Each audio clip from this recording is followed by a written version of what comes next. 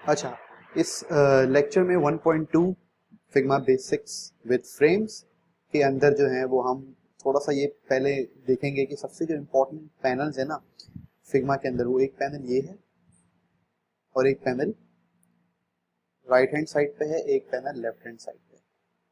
Right hand panel पे हम आज अभी बात करेंगे फिलहाल, और लेफ्ट वाले पैनल पे बात करेंगे फिलहाल। जो है वो अगर हम आप देखें तो मैं आपको थोड़े से बेसिक्स बता दूं फिग्मा के, जो नॉर्मली हम यूज़ करते हैं। कंट्रोल जेड अगर आप विंडोज़ के ऊपर हैं, अगर आप आईमैक के ऊपर हैं तो आप कमांड यूज़ करते हैं।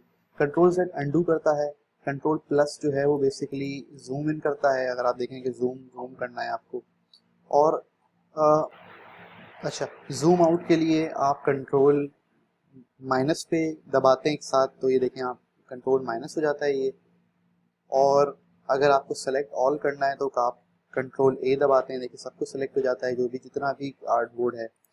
और कंट्रोल जी अगर कोई दो चीज़ें हैं आपस में, सही है, फॉर एग्जांपल तो आपने दोनों को सेलेक्ट करके जी दबाएंगे तो ये ग्रुप हो जाएगा, यहाँ ग्रुप नंबर 78 आप कुछ भी इसको लिख सकते हैं। कंट्रोल जेड अंडू करना है अगर आपने तो देखें अंडू अंडू हो जाएगा, ये अंडू हो रहा है जो भी हम कर रहे थे, देखें अंडू हो गया, सही है।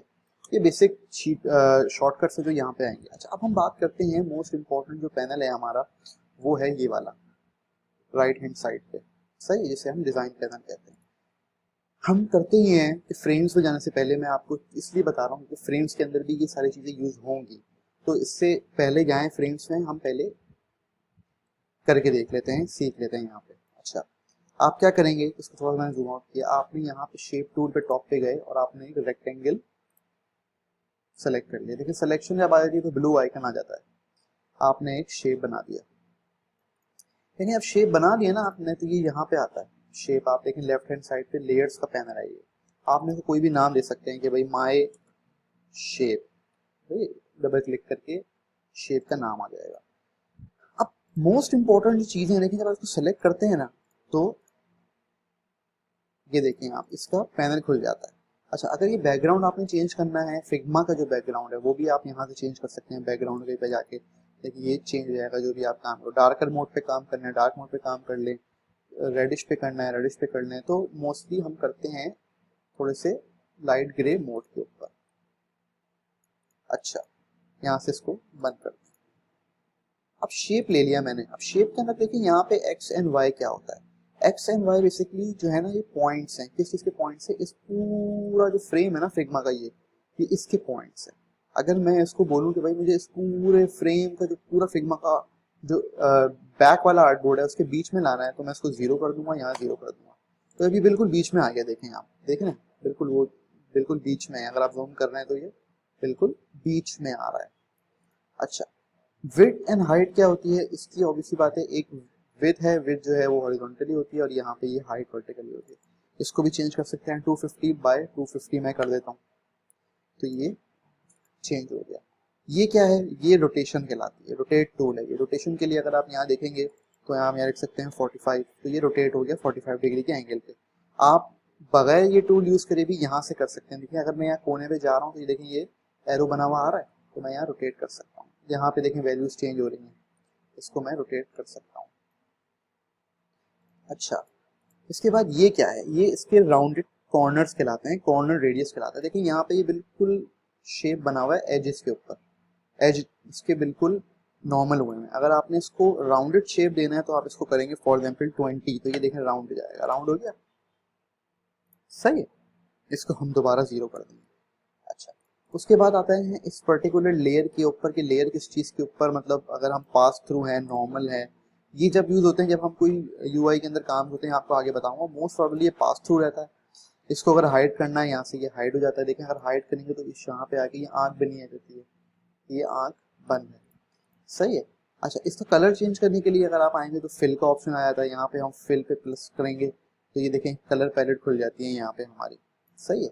ये डॉक्यूमेंट के कलर्स बताता है, जैसे मैंने यहाँ पे लगाए थे तो ये डॉक्यूमेंट के कलर यहाँ सेव होते रहते हैं। अगर आपने इस पे क्लिक करेंगे, देखिए ये आई ड्रॉपर टूल है, ये जो भी कलर आप सेलेक्ट करेंगे ना ये इसके अंदर आ जाएगा। यहाँ पे शो हो रहा है कि कौन सा कलर मैं आपको दिखा रहा हूँ। देखिए ये हम रेड पे आए तो ये रेड हो गया, फिर हमने दोबारा ये किया, हमें ब्लू चाहिए तो ये देखें ब्लू हो गया। अगर आपको कस्टम कलर देखना है तो यहाँ से आप इसको मूव अराउंड कर सकते हैं और देख सकते हैं किस तरीके से कोई पर्टिकुलर हेक्स कोड होता है। हेक्स कोड बेसिकली होता है ब्रांडिंग कलर्स में, कि भाई अगर फॉर एग्जांपल मैंने कहा कि भाई गूगल हेक्स कोड, कि गूगल का हेक्स कोड क्या है, सही, गूगल की कलर पैलेट क्या है, तो गूगल की कलर पैलेट में ये कोड होते हैं। तो हम लोग जैसे ले सकते हैं कि फॉर एग्जांपल अगर हम गूगल का ब्लू कलर लें तो 176BEF, तो यहाँ हम डालेंगे अगर 176BEF तो देखेंगे गूगल का ब्लू कलर आ गया। सही है, ये कोड वगैरह यहाँ से आते हैं। उसके बाद आते हैं स्ट्रोक। स्ट्रोक डालने के लिए, स्ट्रोक का मतलब क्या है कि स्ट्रोक का मतलब ये है कि इसके अराउंड एक आउटलाइन आ जाए। तो आपने यहाँ प्लस क्लिक किया तो ये देखें आउटलाइन आ गई यहाँ पे ब्लैक कलर की। यहाँ पे आप इसको बड़ा, इसका कलर चेंज कर सकते हैं, रेड कर दिया मैंने यहाँ पे। मैं इस स्ट्रोक की विड्थ बढ़ाना चाहता हूँ, मतलब इसकी मोटाई बढ़ाना चाहता हूँ, तो फॉर एग्जाम्पल मैंने कर दिया 20, तो ये देखें मोटा हो गया। सही है। इनसाइड का मतलब है कि शेप के अंदर, सेंटर का मतलब है कि शेप और बाहर के दरमियान, और आउटसाइड का मतलब है शेप के बाहर। सही है, ये इसमें फर्क होता है। इसके बाद अगर आप देखेंगे आप यहाँ से भी ज़्यादा कम कर सकते हैं, इसके यहाँ शॉर्टकट की है इसकी ये वाली। अच्छा, अगर आपने लाइन वाले देने हैं तो आप इस पर क्लिक कर सकते हैं यहाँ पे। सही, ये ऑप्शन है इसके। आप देख सकते हैं अगर आपको डैश देना है, ये मैं आपको बताऊंगा जब हम लोग ग्राफ्स वगैरह बना रहे होंगे। आपने कहा भाई 5 का डैश देना है, लेकिन 5 का गैप आ गया। मैंने कहा भाई 2 का गैप देना है, 2 का गैप आ गया। सही है। इस तरीके से अंदर कैप्स हैं, ये कैप देखें यहाँ पे जो है वो थोड़ा सा चेंज हो गया, ये कैप यहाँ पे ऐसे चेंज हो गया। तो ये इस तरीके से बनाते हैं। यहाँ पे इसको 0 0 कर दें तो ये वापसी हो जाएगा। इसके बाद अफेक्ट्स आते हैं। अफेक्ट्स में क्या होता है, जैसे अफेक्ट्स में हमारे पास जो है वो, अगर आप यहाँ प्लस करेंगे देखिए ड्रॉप शेडो ही आ गई है यहाँ पे थोड़ा सा। तो हमारे पास 3 किस्म के होते हैं। एक इनर शेडो होता है कि अंदर के शेप का शेडो अगर हम दें, एक होता है ड्रॉप शेडो जो बाहर होता है, एक होता है लेयर की ब्लर, ब्लर हो जाता है, और एक होता है बैकग्राउंड ब्लर। इसके बैकग्राउंड में अगर कोई चीज़ हो तो वो ब्लर हो जाएगी। मैं आपको चारों चीज़ें भी डीप में जाके बताऊंगा। फिलहाल ड्रॉप शेडो ले लेते हैं। ड्रॉप शेडो लेने के बाद हम यहाँ पे अगर जाएंगे, ये अफेक्ट सेटिंग्स है, इस पर क्लिक करेंगे। एक्स मतलब कि इससे कितना गुना आगे, अगर आप देखें 50 पे क्लिक करें तो राइट साइड पे मूव हो रहा है। अगर हम यहाँ वाई पे क्लिक करें तो ये नीचे की तरफ मूव हो रहा है। ब्लर का मतलब है कि कितनी ओपेसिटी इसकी ब्लर हो जाएगी। अगर मैं 50 करूँगा देखें ब्लर हो गया कितना। स्प्रेड मतलब कितना फैले, अगर मैं इसको 100 करूँगा तो देखें कितना फैल गया। सही है। इसकी ओपेसिटी अगर मैं 100 कर दूंगा तो ब्लैक हो जाएगा, अगर मैं इसको 10% कर दूंगा तो ये कम हो जाएगा। ड्रॉप शेडो को कलर चेंज करना है, अगर मुझे रेड देना है तो रेड हो जाएगा, अगर मुझे ब्लू देना है तो ब्लू हो जाएगा, अगर मुझे इस तरह से देना है तो ये हो जाएगा। इसकी ओपेसिटी यहाँ से कम होगी। तो ये बेसिक्स तो मैंने आपको बता दिए इस पैनल के अंदर जो हम करते हैं। अच्छा, अब बात करते हैं फ्रेम्स की।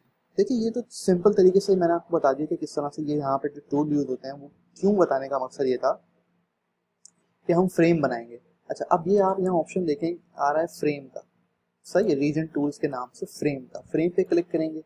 फ्रेम पे क्लिक करते ही आपके पास यहाँ बहुत सारे आर्ट बोर्ड के नाम आ जाएंगे कि भाई आपको आईफोन फोन पे अगर बनाना है तो आईफोन 11 प्रो पे, 11 प्रो प्रो मैक्स पे, आईफोन 8 प्लस पे, 8 पे, एसई पे, गूगल पिक्सल पे, एंड्रॉइड पे बना सकते हैं। टैबलेट से बनाना है iPad mini, iPad pro, surface pro. Desktop पे बनाना है, डेस्कटॉप के साइज आ गए डिफरेंट डिफरेंट।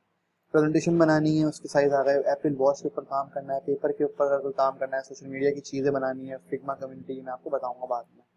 अभी हम फिलहाल फोन ले लेते हैं। हमने कहा आईफोन प्रो एक्स ले, तो देखो ये फ्रेम आ गया आपका यहाँ पे, ये फ्रेम आ गया यहाँ पे। सही है। अच्छा, अब इस फ्रेम के अंदर, अब वो जो मैंने आपको यहाँ बताया है ना प्रॉपर्टीज, वो इसी मकसद का बताने का ये था कि यहाँ पे भी वही चीजें खुल जाती हैं सारी। सही है। अगर आपने इसको, आपने कहा भाई सर मुझे जो है वो इसको हॉरिजॉन्टल करना है, तो यहाँ पे ये बटन है इसका लैंडस्केप मोड में जाने का। तो ये आईफोन जब हो गया जब आप यूं करके यूज कर रहे हैं, ये हो गया आपका पोर्ट्रेट मोड, ये हो गया आपका लैंडस्केप मोड, ये हो गया आपका portrait mode. X and Y मैंने आपको बता दिया कि बिल्कुल इस पूरे फिग्मा के बीच में अगर लाना है तो 0 0 कर दें, इसका कोई वैसे काम होता नहीं है। 414896 इस आर्ट बोर्ड का साइज है जो कि आईफोन के ऊपर हम डिजाइन कर रहे हैं। अगर आप नोटेशन करनी है तो 45 डिग्री हो गया, अगर आपने इसको राउंडेड कॉर्नर्स देने हैं तो 25 हो गया। तो फ्रेम को भी आप दे सकते हैं, कमांड सेट करेंगे तो अनडू हो जाएगा। ऑटो लेआउट, लेआउट ग्रिड, ये मैं आपको बाद में बताऊंगा। ये भी इतना काम आता है, मोस्ट प्रोबेबली लेआउट ग्रिड काम आता है जब आप उसमें ग्रिड बनाते हो। लेयर मैंने आपको बता दिया, अगर आप इसमें हाइड करना है, ओपन करना है। फिल अगर आपने, मैंने बता दिया आपको कि फिल कैसे करेंगे एक आर्टबोर्ड को। स्ट्रोक देनी है, स्ट्रोक आप दे देंगे यहाँ पे आके 10। सही है। इफेक्ट्स देने हैं, ड्रॉप शेडो आ जाएगा। यहाँ से अगर आपने स्ट्रोक हटानी है या फिल हटाना है तो ये माइनस का साइन ये रहा है, यहाँ पे आपने क्लिक किया तो ये हट गई यहाँ से। अगर आपने इफेक्ट्स को हटाना है तो ये हट गया यहाँ से। सही है। एक्सपोर्ट करना है, अगर आपको कोई चीज़ डाउनलोड करनी है तो यहाँ 1x कर सकते हैं, 1.5, मतलब 1x का मतलब है कि जो ओरिजिनल इसकी क्वालिटी है वो, 2x का मतलब है कि बहुत ज़्यादा क्वालिटी, 3x मतलब और ज़्यादा क्वालिटी, मतलब हाई क्वालिटी के ऊपर और ज़्यादा एक्सपोर्ट करना है तो वो शार्प एंड क्रिस्प आती है। PNG है, JPEG है, SVG है, PDF है, 4 जगहों से आप एक्सपोर्ट कर सकते हैं। हम मोस्टली PNG यूज़ करेंगे। सही, आप चाहते हैं कि बहुत सारे एक 1x भी निकले, 2x भी निकले, तो यहाँ प्लस दबा सकते हैं, प्लस से होगा 2x भी निकले, 1x भी निकले। सही है। प्रीव्यू, प्रीव्यू में आपको भी दिखाऊंगा प्रोटोटाइपिंग करनी, जब हम प्रोटोटाइपिंग करेंगे तो ये आपको समझ में आ गया कि फ्रेम की सेटिंग्स क्या है, फ्रेम्स को, ये जो पैनल है बहुत इंपॉर्टेंट है, ये पैनल जो है बहुत इंपॉर्टेंट है, जो भी आप चीज़ यहाँ बनाएंगे वो यहाँ आती रहेगी। अब देखिए मैंने ये बनाया, इसके ऊपर आ रहा है तो मैं इसके नीचे कैसे लेके आऊँगा, तो ये रेक्टेंगल उठा के मैंने इस ग्रुप के नीचे ले गया, तो ये लेयर्स का काम है सारा। सही है, लेयर्स बहुत इजी होती हैं, समझे कि एक पैनकेक के ऊपर एक पैनकेक, अगर ऊपर वाला पैनकेक नीचे लेके आना तो वो पैनकेक नीचे आ जाएगा, या एक पेपर के ऊपर एक पेपर, और उस पेपर को अगर नीचे लेके आना तो वो पेपर नीचे लेके आ जाएगा। तो ये आपको समझ में आ गया होगा होपफुली। लेक्चर में कोई सवाल हो तो मुझे आप पूछ सकते हैं, इसमें बहुत बेसिक है। अब मैं स्टार्ट करूंगा नेक्स्ट लेक्चर में शेप्स। सही, शेप्स कैसे बनाते हैं, इसकी प्रॉपर्टीज कैसे सेट करते हैं, कलर फिल कैसे करते हैं, उसके बाद हम बात करेंगे पेन टूल की और पेंसिल टूल की, फिर टेक्स्ट टूल की, फिर हैंड टूल। तो बेसिकली मैं आपको अभी बताता हूँ, हैंड टूल जो है वो बेसिकली आगे पीछे करने के लिए होता है, इसका शॉर्टकट होता है स्पेस। सही है, अगर आप स्पेस दबाएंगे, स्पेस दबा के रखें तो ये हैंड आ जाता है, देखें ये हैंड आ रहा है, फिर आप दबाए रख के अगर मूव करेंगे ना तो ये आप पूरे आर्टबोर्ड में इधर उधर मूव कर सकते हैं। सही है, ये समझ में आ गया। सी यू इन नेक्स्ट लेक्चर।